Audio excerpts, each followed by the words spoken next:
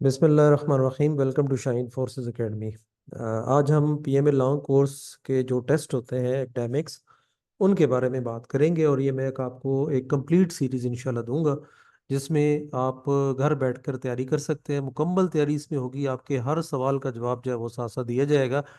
तो आज जो सबसे पहली वीडियो है हम स्टार्ट करेंगे इसमें कि ये आपका सिलेक्शन का जो तरीकाकार है वो क्या होता है, कैसे आप अप्लाई करते हैं, बुनियादी टेस्ट कौन कौन से होते हैं, तैयारी आपने कहाँ कहाँ से करनी है। ठीक है, तो ये तमाम बातें हम इंशाल्लाह आपको हर वीडियो में कुछ ना कुछ इसी तरह बताते जाएंगे, लेकिन इस वीडियो में आपने आखिर तक रहना है ताकि आपको कंप्लीट इन्फॉर्मेशन जो है वो मिल सके। अच्छा, सबसे पहला काम जो होता है ना वो यही होता है कि जनाब आप आपने एफएससी कर ली या एफए कर लिया, तो बस अब आपने जो है ना पीएमए में इंटरेस्टेड है, तो अब आपको अप्लाई करना है। तो अप्लाई करने के लिए आप देखते हैं अच्छा यार मेरी रिक्वायरमेंट्स क्या है, मेरी कौन कौन सी शराइत हैं जिनको मैं अगर फॉलो करूं तो मैं अप्लाई कर सकता हूं। ठीक है, तो ये एक बेसिक चीज़ है जो कि आपने कवर करनी है। ठीक है, और यही आपकी एक डाउट्स होते हैं, तो वो इंशाल्लाह मैं आपके डाउट्स सारे आज क्लियर करूंगा कि आपकी सबसे पहले जो बुनियादी रिक्वायरमेंट्स है वो क्या हैं और इन किन को मद्देनजर रखते हुए आप अप्लाई कर सकते हैं। ठीक है, तो हम फर्ज कर लेते हैं कि आपने एफएससी कर ली है और आपने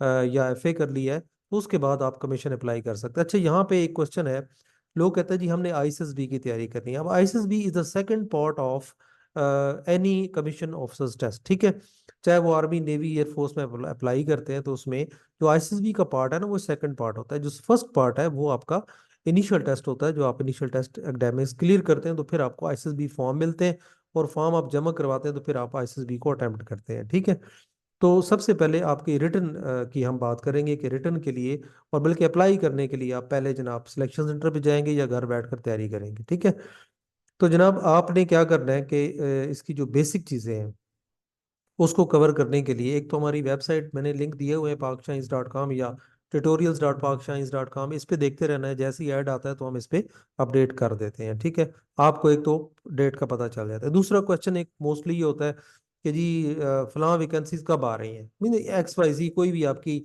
आर्मी नेवी एयरफोर्स की कहीं भी आप अप्लाई करना चाहते हैं तो फौरन बार बार मुझे ये क्वेश्चंस कर रहे होते हैं कि जी सर इसकी वैकेंसीज कब आ रही हैं। तो ये बड़ा क्लियर है कि जी ये किसी को नहीं पता होता कि आपकी वैकेंसीज वो कब आ रही हैं। और ये एक हम जनरल ट्रेंड है जो कि आप इन्हीं वेबसाइट पे जाकर पुराना ऐड देख लें या पुरानी डेट अगर अमेंडमेंट है तो वो उस पुरानी डेट से आप अंदाज़ा लगा सकते हैं कि जी फलां पिछले साल इस डेट को आई थी तो इस डेट पे भी आ सकती हैं। नॉट श्योर कि वो आएंगी। ठीक है, तो इसलिए इन चीज़ों का आपने बहुत ज़्यादा ख्याल करना है और इस पे डाउट्स नहीं रहा। फिर भी अगर आप अपडेट्स लेना चाहते हैं किसी को, कोई वैसे लोग अफवाहें छोड़ते रहते हैं अकेडमीज वाले, ठीक है, तो हम वो काम करते नहीं। हम आपको बिल्कुल एग्जैक्ट जो है वो बताते हैं कि कौन सी रेट कब से स्टार्ट है। ठीक है, जब ऐड एक कंफर्म हो जाता है फिर हम कोशिश करते हैं कि कंफर्म ऐड को इन्हीं वेबसाइट्स पे अपडेट कर दिया जाए। ठीक है, अदरवाइज अगर आप जनरली पूछना चाहते हैं तो फिर हमारा फेसबुक का जो ग्रुप है तो वो आप हमारा ज्वाइन कर लें। इसी वीडियो के डिस्क्रिप्शन में आपका लिंक मौजूद है, तो वो ज्वाइन कर लें शाइन फोर्सेस एकेडमी का, तो आपको वहाँ से अपडेट्स मिलती रहेंगी या जो भी कोई नए टेस्ट या कोई भी और भी जो फ्री नोट्स हैं वहाँ पे मिलते रहेंगे। अदरवाइज इन वेबसाइट्स पर भी फ्री नोट्स आपके अवेलेबल हैं। ठीक है, चाहे वो पीडीएफ में आपने लेने हैं, चाहे वो ऑनलाइन प्रैक्टिस करनी है, हर चीज़ यहाँ पे हमने दे दी है। ठीक है, ओके। अब हम बात करते हैं अगली के आपकी जो पहले जो मेन रिक्वायरमेंट्स हैं आपकी पीएमए लॉन्ग कोर्स के लिए, और हम ये फर्ज कर रहे हैं कि आपने एफए और एफएससी कर ली है। ठीक है, तो इसके बाद आपने क्या करना है, क्या वो बेसिक चीज़ें हैं जो आपकी होनी चाहिए। ठीक है, तब आप अप्लाई करने के काबिल हैं, अदरवाइज आप पीएमए लॉन्ग कोर्स के बारे में आपने नहीं सोचना। ठीक है, फिर कुछ और सोचेंगे, अब मैं बताऊंगा कि आप मजीद क्या सोच सकते हैं और क्या कर सकते हैं, तो उसके बारे में आगे मालूमात होगा। तो चलते हैं हम अपनी नेक्स्ट स्क्रीन पे और देखते हैं कि जी पीएमए लॉन्ग कोर्स के लिए जो बेसिक रिक्वायरमेंट्स है वो क्या है। ठीक है, ओके जी, अब हम चलते हैं कि जी कोर्स की जो बेसिक रिक्वायरमेंट्स है वो क्या है। कोर्स की बेसिक रिक्वायरमेंट्स ये हैं कि आपकी एज जो है वो कम से कम 17 से 22 साल के दरमियान होनी चाहिए। आप बिल्कुल अनमेरिड होने चाहिए अगर आप सिविलियन कैंडिडेट्स हैं, और अगर आप फोर्सेज में काम कर रहे हैं, ऑलरेडी नौकरी कर रहे हैं, तो उसके लिए आपकी उम्र कम से कम 20 साल से ऊपर होनी चाहिए। तो अगर आप शादीशुदा भी हैं तो फिर चल जाता है। बाकी इसमें फीमेल अप्लाई नहीं कर सकती, मेल ही अप्लाई कर सकते हैं। कम से कम हाइट आपकी 5 फुट 4 इंच होनी चाहिए, जो कि तकरीबन 162.5 सेंटीमीटर बनती है। ठीक है, और इसके मुताबिक जो है आपका वजन कितना होना चाहिए ये मैं वीडियो डिस्क्रिप्शन में डाल दूंगा लिंक। तो आप वहां से अपना हाइट के मुताबिक अपना वेट जो है वो देख सकते हैं कि वो कितना है। ठीक है। अच्छा, ये आपकी जो बेसिक रिक्वायरमेंट्स है। अच्छा, अब देखें रजिस्ट्रेशन की डेट नॉर्मली यहाँ पे मौजूद होती है इनकी ऑफिशियल वेबसाइट्स पे। ये 25 मार्च से लेकर 28 अप्रैल तक चल रही है। तो इसमें सैटरडे और संडे इंक्लूडेड है, आप अप्लाई कर सकते हैं। ठीक है। उसके बाद जो बुनियादी टेस्ट होंगे, सिवाय सैटरडे और संडे के जो कि क्लोज हॉलीडेज होती हैं, इसके अलावा आपके टेस्ट डेट्स हो सकते हैं। नेशनलिटी में आपको पाकिस्तानी होना चाहिए, आज़ाद कश्मीर के हो सकते। डबल जो नेशनलिटी होल्डर्स होते हैं तो वो कोशिश करें कि एक को विदड्रॉ करें। ठीक है, तो वो एक मतलब विदड्रॉ करनी पड़ती है। पाकिस्तानी के अलावा अगर आपके पास कोई भी शहरियत है तो वो आपको विदड्रॉ करनी पड़ती है। ठीक है। अच्छा, यहाँ पे आप एक पिछले दिनों मेरे एक क्वेश्चन भी स्टूडेंट ने किया कि जी हम फॉरेन में रहते हैं तो हम कैसे अप्लाई कर सकते हैं। तो वो भी मैं इंशाल्लाह आपको बताऊंगा कि उसके लिए क्या प्रोसीजर है। एलिजिबिलिटी कंडीशन में क्या होता है कि जी आपके पास कम से कम एफ एस सी होनी चाहिए और 17 से 22 साल आपकी उम्र होनी चाहिए। ठीक है। मैक्सिमम आपको 3 महीने की अपर एज लिमिट या लोअर लिमिट जो है वो आपको मिलती है। यानी अगर आपकी उम्र 17 साल से कम है, 16.5 साल से है, तब भी आपको अप्लाई करने की इजाज़त मिल जाती है। और अगर आप 22 से 22.5 साल तक है तब भी आपको इजाज़त मिल सकती है। 3 महीने, 3 महीने क्या, सॉरी, 22 साल और 3 महीने तक रिलैक्सेशन आपको मिल सकती है। ठीक है। लेकिन ये नॉर्मली मिलती नहीं है। मैं आपको इन द ट्रू पिक्चर बताऊं कि आप कोशिश करें कि इन्हीं पेज के अंदर अगर आप हैं तो आप अप्लाई कर सकते हैं, क्योंकि इसका फिर एक नया तरीकाकार है, वो इंशाल्लाह फिर मैं किसी वीडियो में आपके साथ शेयर कर दूंगा। नेक्स्ट है जी, अगर आपने ग्रेजुएशन की हुई, अब सम टाइम होता है कि लोग ग्रेजुएशन करके और वो अप्लाई करते हैं, तो इसमें जो 2 साल की ग्रेजुएशन है, अब तो ऑलमोस्ट खत्म हो गई है, लेकिन फिर भी अगर अभी तक चल रही, जिनके पास पुरानी है तो वो अप्लाई कर सकते हैं। और वो किसी भी पाकिस्तान एयरफोर्स, पाकिस्तान नेवी में अगर काम कर रहे हैं और उन्होंने ग्रेजुएशन कर ली है तो उनके लिए एज जो है वो 17 से 23 साल तक है। ठीक है। इसके अलावा वो बंदे जिन्होंने ग्रेजुएशन 4 साल की हुई है, जिसमें BS है, BA ऑनर्स है, BB है, तो ये लोग भी अप्लाई कर सकते हैं। तो इनके लिए कोई एज रिलैक्सेशन उन्होंने नहीं दी, तो इनकी एज सिर्फ उन्होंने 17 से 24 साल तक रख दी है। तो 24 साल तक आप अप्लाई कर सकते हैं। ठीक है। इसके अलावा जो सोल्जर्स होते हैं जो ऑलरेडी आर्मी में अप्लाई कर रहे काम कर रहे होते हैं, जो एज अ सिपाही काम कर रहे हैं, तो उनकी एज जो है वो 17 से 25 साल तक होती है और इनकी एज रिलैक्सेशन कोई नहीं होती। ठीक है। नेक्स्ट है जी, FSC में मार्क्स आपके कितने होने चाहिए? FA में कम से कम 55% मार्क्स होने चाहिए। ठीक है। और जिनके मार्क्स 60% हैं या इससे ऊपर हो, ठीक है, तो अगर उनके, यानी अगर वो BA में, BSc में, BA में, BSc में अगर उनके मार्क्स 60% हैं या उससे ज्यादा है, ठीक है, तो फिर अगर आपकी FA FSC में 50% मार्क्स भी हों तो भी आप अप्लाई कर सकते हैं। ठीक है। यानी यानी वैसे तो 55% मार्क्स हैं मिनिमम FA FSC में, लेकिन अगर आपके पास ग्रेजुएशन है 2 साल की या 4 साल की और उसमें आपके 60 या मोर देन 65% है या 60% है, तो फिर आपकी अगर FA में 50% भी है तो फिर चल जाता है, फिर आप अप्लाई कर सकते हैं। ठीक है। अच्छा, जो लोग ऑलरेडी अप्लाई आर्मी में काम कर रहे हैं एज अ सोल्जर, उनके लिए कंसेशन है, वो 50% मार्क्स भी हो तो FA FSC में उनका चल जाता है। ठीक है। इसके अलावा अब यहाँ पे अक्सर ये क्वेश्चन होता है कि मैं जी पार्ट 1 मेरा क्लियर है और पार्ट 2 में मैंने अप्लाई करना है, तो जनाब बिल्कुल आप अप्लाई कर सकते हैं, लेकिन पार्ट 1 आपका क्लियर होना चाहिए। और आप 55% मार्क्स का एक हेड ऑफ इंस्टीट्यूशन से आपने क्या करना है, एक सर्टिफिकेट बनाना है जिसे हमने होप सर्टिफिकेट कहते हैं। और उसमें ये लिखा होता है कि ये बच्चा इसमें फर्स्ट ईयर में इतने मार्क्स लिए हैं और सेकंड में इसे एटलीस्ट 50%, 55 या 60% मार्क्स ये सिक्योर कर लेगा। अच्छा, मैं आपको ये रिकमेंड करूंगा कि आपको इतनी जल्दी ना करें, क्योंकि बहुत सारी आपकी आपकी खुशियात होती हैं जो अभी डेवलप हो रही होती हैं। ठीक है। तो इतनी जल्दी ना बचाएं कि बस जी मैंने अभी बस FSC के पार्ट 1 में हूं और बस फौरन मैं अफसर बन जाऊं।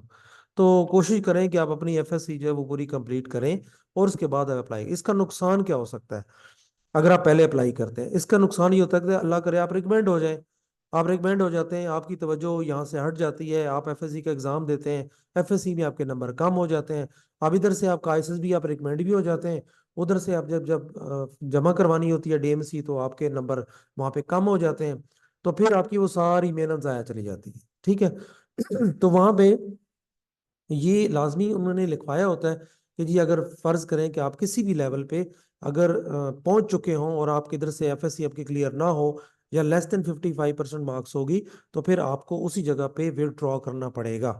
ठीक है। आपको सारा कुछ छोड़ना पड़ेगा चाहे आप रिकमेंडेड ही क्यों ना हो। ठीक है। तो इन चीज़ों का आपने बहुत सारा ख्याल करना है, कोशिश करना है कि अपनी चांस को ज़ाया ना करें और अपनी डिग्री कंप्लीट करके और उसके बाद अप्लाई करें। ठीक हो गया। अच्छा, उसके बाद अगर उनका सी ग्रेड आ जाता है, ठीक है, तो फिर भी वो अप्लाई नहीं कर सकते। ये मैं बता दूं, सी ग्रेड आ जाए तभी आप अप्लाई नहीं कर सकते अगर आपने होप सर्टिफिकेट पे अप्लाई किया हुआ है। ठीक है।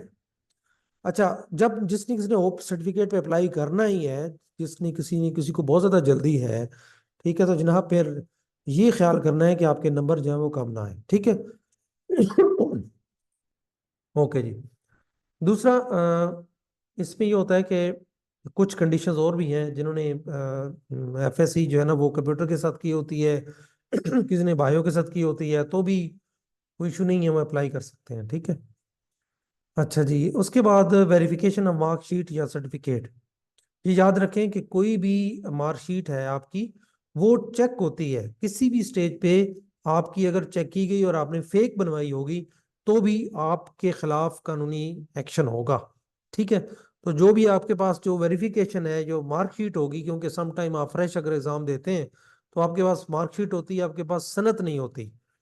तो सनत के लिए जरूरी नहीं है, तो लेकिन आपकी जो मार्कशीट है वो फिर आपकी वेरीफाई होनी चाहिए। सेक्रेटरी या कंट्रोल एग्जामिनेशन जो कंसर्न बोर्ड है, वहां से आपको वेरीफाई करवा के वो लानी होगी और वो आपने जमा करवानी होगी। ठीक हो गया। सनत फिर बाद में आती रहती है। आगे आ जाती है इन एलिजिबिलिटी कंडीशंस, कि वो कौन से लोग हैं जो अप्लाई नहीं कर सकते। वो लोग जो 2 दफा ऑलरेडी आईएसएसबी में नॉट रिकमेंडेड हो चुके हो, तो वो नहीं अप्लाई कर सकते। ठीक है। उसके बाद इनिशियल टेस्ट, जिनका 3 दफा इनिशियल टेस्ट में वो फेल हो चुके हों, तो वो भी पीएमए लॉन्ग कोर्स के लिए अप्लाई नहीं कर सकते। ठीक हो गया। उसके अलावा अगर आप आईएसएसबी पहले 1 दफा अवेल कर चुके हैं और दूसरा चांस आप अवेल करना चाहते हैं और 120 दिन से कम है, तो वो भी अप्लाई नहीं कर सकते। ठीक है। किसी भी गवर्नमेंट सर्विस से अगर आप निकाले गए हैं, चाहे वो आर्म फोर्सेस है, चाहे वो पाकिस्तान की सिविल सर्विसेज है, कहीं से भी आपको निकाला गया है, तो आप, मेरी आपको सजेशन है कि फिर कभी गवर्नमेंट जॉब आप ना करें। ठीक है। किसी भी जगह पे, किसी भी स्टेज पे, किसी भी रिश्तेदार ने आपके अगर कोई एप्लीकेशन दे दी या किसी दोस्त को पता चल गया, तो बहुत सारे ऐसे वाकयात मेरे सामने हो चुके हैं, जो कि वो एक एप्लीकेशन देते हैं कि ये बंदा तो भी पहले से फलां जगह से रिमूव हो चुका है। तो आपको, आपकी सर्विस 18 साल हो चुकी होगी, 20 साल हो चुकी होगी, उस वक्त अगर आपके किसी ने भी एप्लीकेशन दे दी, तो उसी स्टेज पे आपको सर्विस से निकाल दिया जाएगा विदाउट एनी बेनिफिट्स। ठीक है। तो इसलिए ये गलती भी नहीं करनी। अच्छा, तीसरा, अगर आपको किसी भी जगह कोर्ट से कोई सजा याफ्ता है, आप कहीं आपको सजा मिली है, तो भी आप अप्लाई नहीं कर सकते। तो कोशिश करें आप किसी भी क्रिमिनल एक्टिविटीज में इन्वॉल्व ना हो, आप पे कोई एफआईआर वगैरह नहीं होनी चाहिए। ठीक है। और अगर हो जाए तो फिर कोशिश करें कि इससे जान जल्दी छुड़ाएं, या अगर आप पे कोई ज़्यादा वाकया हो गया है तो उसको पहले ही मामला डील करने की कोशिश करें। अदरवाइज 1 दफा एफआईआर हो गई तो फिर ये धब्बा ऐसा लग जाता है कि आप किसी भी गवर्नमेंट सर्विस में आप अप्लाई नहीं कर सकते। इसकी रीज़न ये होती है कि जब आप अप्लाई करते हैं उसके बाद आपकी वेरिफिकेशन जब आपके कंसर्न थाने में आती है, तो वो वेरीफाई नहीं करते, जिसकी वजह से आपकी वेरिफिकेशन ना होने की वजह से आपको नौकरी में नहीं रखा जाता। ठीक है। मजीद इसके लिए कि आप परमानेंटली आपको अनफिट कर दिया जाए किसी भी मेडिकल बोर्ड की तरफ से, तो भी आप, और वो ये आर्म फोर्सेस के हॉस्पिटल से, ठीक है, तो वहाँ फिर भी आप अप्लाई नहीं कर सकते, आप इनएलिजिबल हैं। उसके बाद अगर आप हेपेटाइटिस बी और सी की वजह से अगर आप रिजेक्ट कर दिए गए तब भी आप अप्लाई नहीं कर सकते। ठीक है। इसके अलावा जनाब, अगर आप किसी भी कॉलेज या इंस्टीट्यूशन से डिसिप्लिनरी ग्राउंड पे निकाले गए हैं, तो भी आप अप्लाई नहीं कर सकते। ठीक है। वो आपका कॉलेज भी हो सकता है। ठीक है, ये याद रखते हैं। उसके बाद अगर आपने अपने एकेडमिक सर्टिफिकेट्स में कोई टेम्परिंग की है, मीन्स के जेली बनवाया है, तो भी आप कहीं भी पकड़े जाएंगे तो आपको उसी वक्त डिस्qualify कर दिया जाएगा। ठीक है। इसके अलावा अगर आपकी सीएमएच में रिपोर्ट्स में अगर, यानी अगर आप आईसीएसबी रिकमेंड हो भी जाते हैं और आप में अगर कोई ड्रग्स की कोई आप में पॉजिटिव आ जाता है कि आप कोई नशा करते हैं या आप कोई चरस वगैरह पीते हैं, ठीक है, वो आईएसएस पीते हैं, तो ये आपके मेडिकल में आ जाता है, तो इसके लिए भी आप परमानेंट अनफिट हो सकते हैं। ठीक है। तो ये कुछ बेसिक्स नीड्स हैं जो कि आपको पता होनी चाहिए। ठीक है। उसके बाद रजिस्ट्रेशन प्रोसेस में क्या होता है? रजिस्ट्रेशन प्रोसेस के लिए आप ऑनलाइन इनकी joinpokarmy.gov.pk से भी कर सकते हैं। ठीक है। और आप सिलेक्शन सेंटर पे भी जाके अपने तमाम डॉक्यूमेंट्स ले जाएं तो वहां पे भी रजिस्ट्रेशन हो सकती है। ठीक है।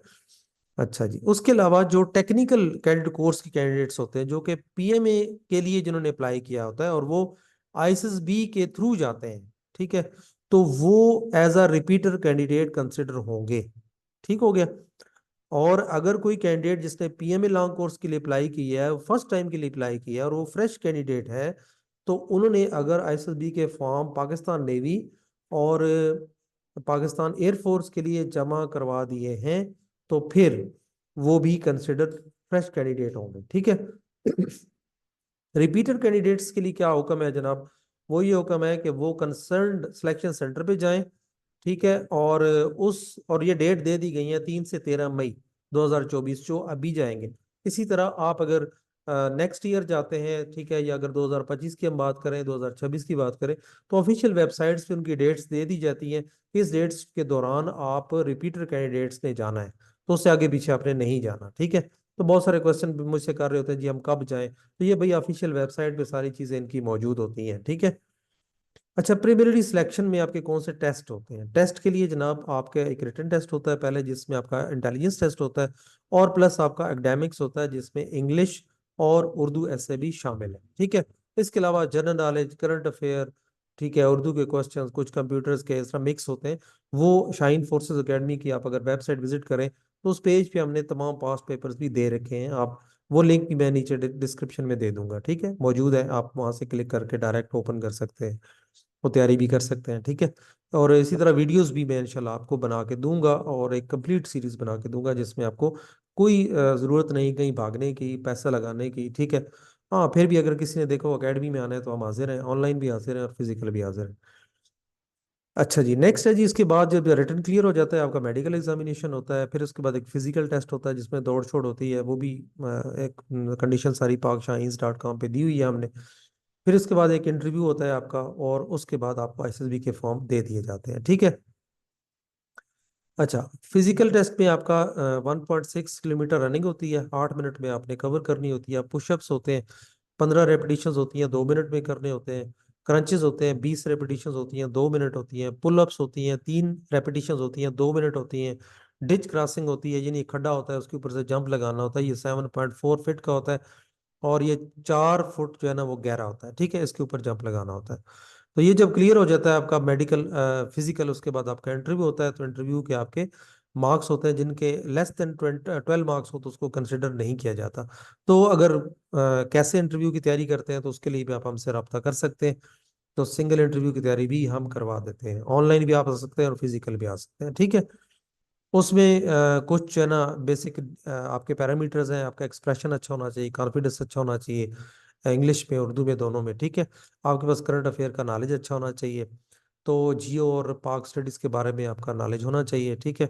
ओवरऑल लुक आपकी अच्छी होनी चाहिए। एक्स्ट्रा करिकुलर एक्टिविटीज आपकी जरूर होनी चाहिए, कोई स्पोर्ट्स या हॉबीज आपकी जरूर होनी चाहिए। देखिए, इससे अच्छी पर्सनैलिटी पे अच्छा इफेक्ट पड़ता है, तो ये जरूर कंसिडर होनी होती है। ठीक है। और आपकी तमाम बातें रिकॉर्ड हो रही होती हैं, आपको कैमरे ऑब्जर्व कर रहे होते हैं ड्यूरिंग इंटरव्यू, तो इसलिए ये ज़रूर ध्यान में रखें कि आप हर तरफ से एंगल से आपको चेक किया जा रहा होता है। ठीक है। तो आपने हर लिहाज से अपने आप को फिट रखना है। फर्दर सिलेक्शन प्रोसीजर ये है कि जब फिजिकल टेस्ट इंटरव्यू हो जाता है, एसएसबी के फॉर्म मिल जाते हैं, जब वो जमा करवा देते हैं, और फिर उसके बाद 1 महीने बाद ऑलमोस्ट आपकी आईएसएसबी की कॉल आ जाती है और फिर आप वहाँ जाते हैं, जो भी आपको सेंट्रल अलॉट होता है।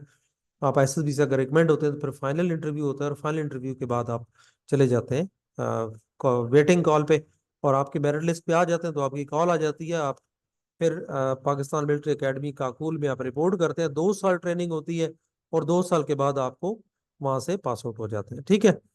अब बात आ जाती है कि जी डॉक्यूमेंट्स कौन से रिक्वायर्ड होते हैं जब आप सिलेक्शन सेंटर जाते हैं।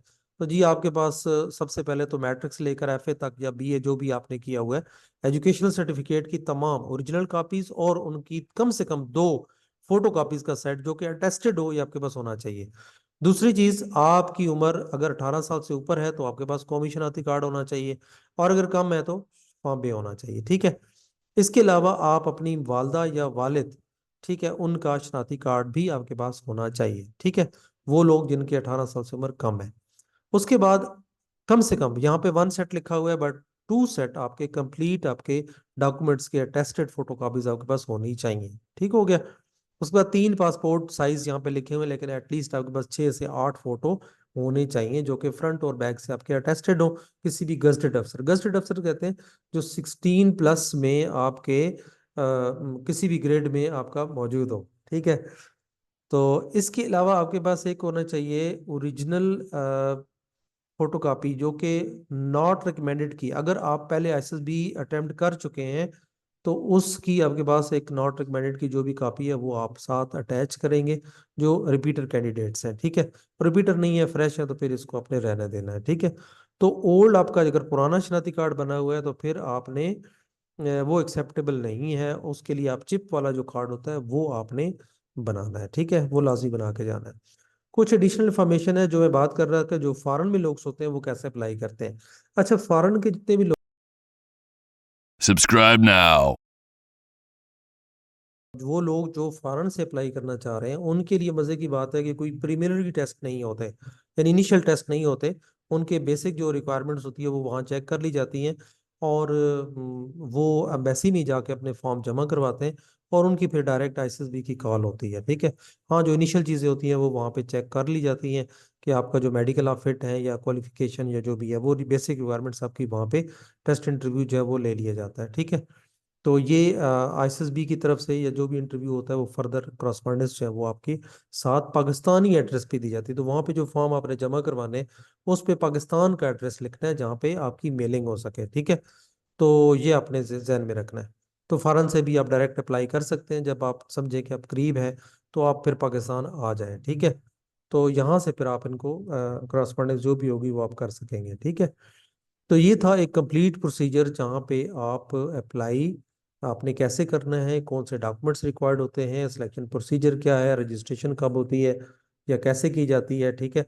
तो ये आपने तमाम यहाँ पे रिक्वायरमेंट्स मैंने आज बता दी। इंशाल्लाह नेक्स्ट वीडियो में आपको मज़ीद बताते जाएंगे और आपको साथ साथ तैयारी के लिए हम अपने कंटेंट भी देते जाएंगे, सवाल भी देते जाएंगे।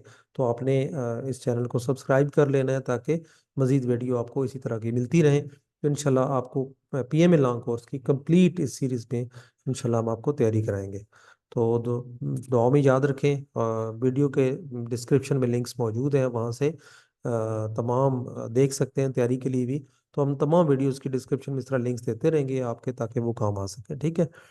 चलें जी, दुआ में याद रखें, इंशाल्लाह मिलते हैं नेक्स्ट वीडियो में। अपना बहुत सारा ख्याल रखें, टेक केयर, अल्लाह हाफिज़।